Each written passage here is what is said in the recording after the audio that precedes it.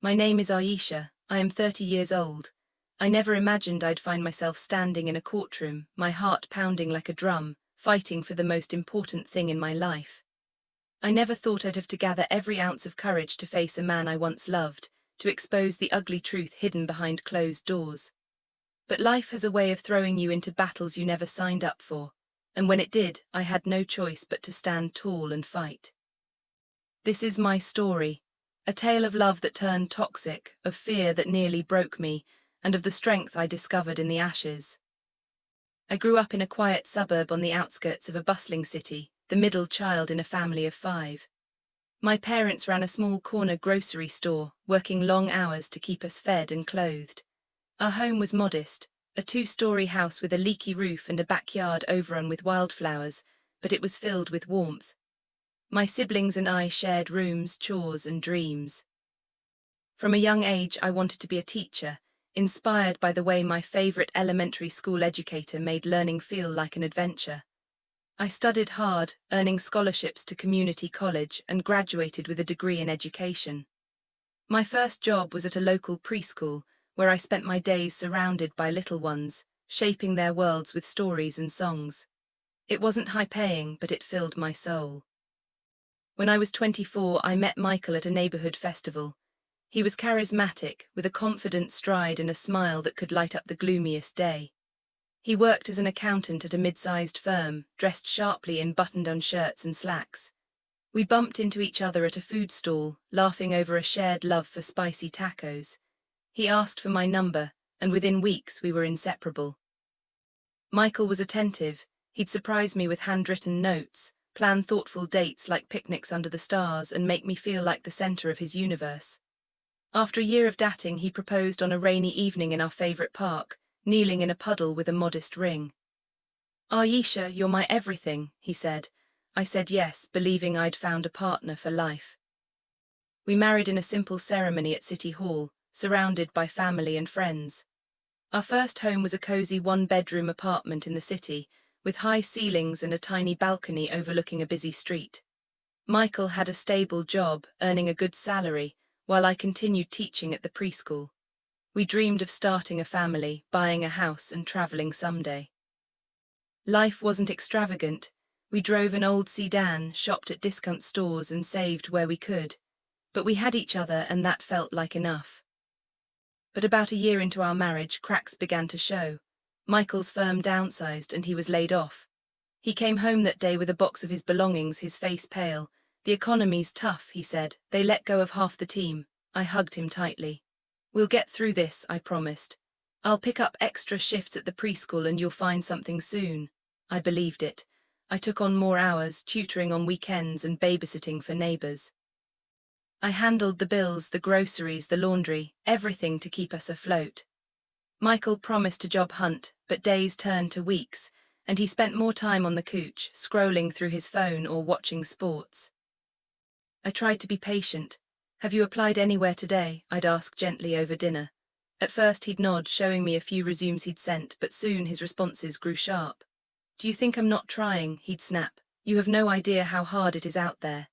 His anger startled me. It was new, raw. I backed off, not wanting to fight, but the outbursts became frequent. He'd yell about small things, the dinner being cold, the apartment being messy. "You're useless," he'd mutter under his breath. "If it weren't for me, you'd be nothing." His words cut deep, like knives twisting in my chest. I'd cry in the bathroom, splashing water on my face to hide the redness before emerging with a forced smile. I still loved him, or at least the man I thought he was. I convinced myself it was stress from unemployment. He'd apologize sometimes, pulling me into a hug. "I'm sorry, Aisha, I just feel so lost." I'd forgive him, hoping things would improve, but they didn't. One night, during an argument about money, he slammed his fist on the table so hard the plates rattled. Then he swept his arm across, sending a glass crashing to the floor. Shards flew everywhere, and I jumped back, my heart racing. He didn't hit me, but the fear was real, palpable, like a shadow in the room. "Clean it up," he growled, storming off to bed. I swept the pieces with trembling hands, tears mixing with the glass dust. That night I slept on the couch, wide awake, wondering how we'd gotten here. Despite the turmoil, life surprised me. I discovered I was pregnant. A mix of joy and terror washed over me. A baby. In this chaos, I stared at the test, my hands shaking. Part of me was thrilled. I'd always wanted to be a mother. But how could I bring a child into a home filled with anger and uncertainty? I waited a few days to tell Michael, hoping for the right moment. When I finally did, over a quiet dinner, his reaction chilled me. He stared at my belly, then back at my face. "Now you can't leave," he said flatly, a cold smile creeping across his lips. No excitement, no embrace, just possession in his eyes. That night as he slept, I placed a hand on my growing belly and whispered, "I'll keep you safe no matter what." The pregnancy was tough. Morning sickness hit hard and Michael's moods worsened. He'd belittle me for being too emotional or lazy when I needed rest. I worked as long as I could at the preschool, saving every penny for the baby. When our daughter Emma arrived, she was perfect. Tiny fingers, soft cries, eyes that seemed to hold the world's wonders. Holding her in the hospital, I felt a love so fierce it overshadowed everything. Michael was there for the birth, but his joy felt forced. He held her briefly, then handed her back. "She's cute," he said before stepping out for a break. The months after Emma's birth were a blur of sleepless nights and mounting tension. I took maternity leave, but money was tight. Michael found sporadic work as a temp accountant, but he spent more on networking drinks than on diapers. His anger escalated, shouting over Emma's cries, slamming doors that rattled her crib. One evening he threw a remote across the room, missing me by inches. "Shut that kid up," he yelled. I scooped Emma up, shielding her, my body trembling. That was the breaking point. I couldn't let my daughter grow up in this fear, witnessing the same cycle that had scarred me. That night as Michael slept, I packed essentials, clothes, Emma's formula, a few toys into a duffel bag. I called my old college friend Rachel, who lived across town. "I need help," I whispered. She didn't hesitate. "Come now." With Emma bundled in my arms, I slipped out, hailing a cab with the last of my cash. Rachel welcomed us with open arms, her spare room becoming our sanctuary. "Stay as long as you need," she said, hugging me tight. For the first time in months, I breathed freely. Michael blew up my phone the next day, calls, texts, accusations. "Where are you? Bring my daughter back." I blocked him, focusing on Emma. I returned to work part-time, enrolling her in a subsidized daycare. Rachel helped with babysitting, and slowly I rebuilt. I found a tiny studio apartment, furnished it with thrift finds, and created a routine: work, Emma's giggles, quiet evenings reading to her. It was hard, bills stretched thin, nights lonely, but it was ours, free from fear. Then after a year of silence, Michael resurfaced. He texted, "I want to see my daughter." My stomach knotted.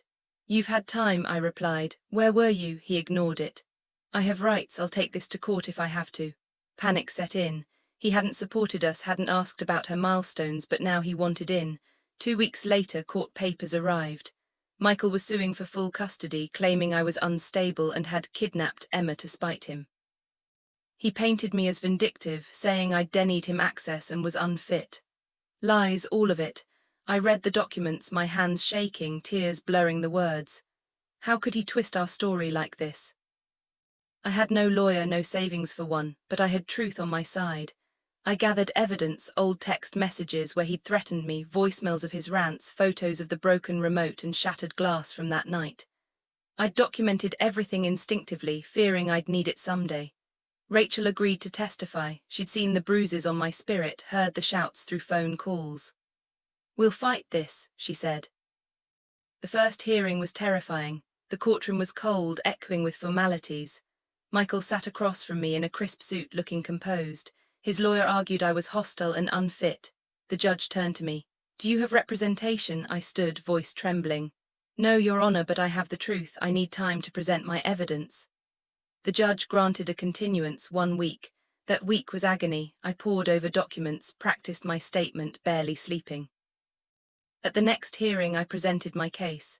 I handed over printed messages. "You're worthless without me."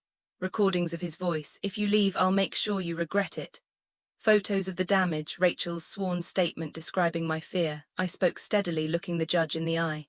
"He created a home of fear, Your Honor. I left to protect my child. He abandoned us for a year, no support, no contact. Now he wants full custody. I won't let him hurt her." Michael fidgeted, his lawyer objecting, but the judge listened. Rachel testified, her voice firm. The room was tense, silent except for my pounding heart. The judge adjourned to deliberate. Michael glared at me as he left, but I held my head high. That night I held Emma close, reading her favorite story, praying for justice. 2 weeks later, the ruling came. I retained full custody. Michael got supervised visits once a month at a family center. Relief washed over me. I collapsed in tears, hugging Emma. "We're safe," I whispered. Michael attended the first visit. I dropped Emma off, my heart aching as she clutched my hand. "Who is he, Mommy?" she asked innocently. "Your daddy," I said softly. "He wants to meet you." The supervisor reported he was polite, giving her a stuffed bunny. Emma came out subdued. "He said he's sorry he was away," she told me. But after that, Michael vanished again. No shows for the next visits, no calls. The center closed his file after 3 months. Emma asked about him once or twice, but soon it faded. "We have each other," she'd say, hugging me tight. In the years since, I've grown. I volunteered at a women's shelter, sharing my story, helping others gather evidence and find courage. One woman, Nina, became a close friend. Her ex was controlling, and I supported her through her custody battle. "You saved me," she said after winning. "No," I replied, "you saved yourself. I just showed you the way." Emma is 5 now, bright and curious, loving art and animals. We moved to a better apartment with a small garden where she plants flowers. I advanced at work, becoming head librarian, and started writing children's books on the side.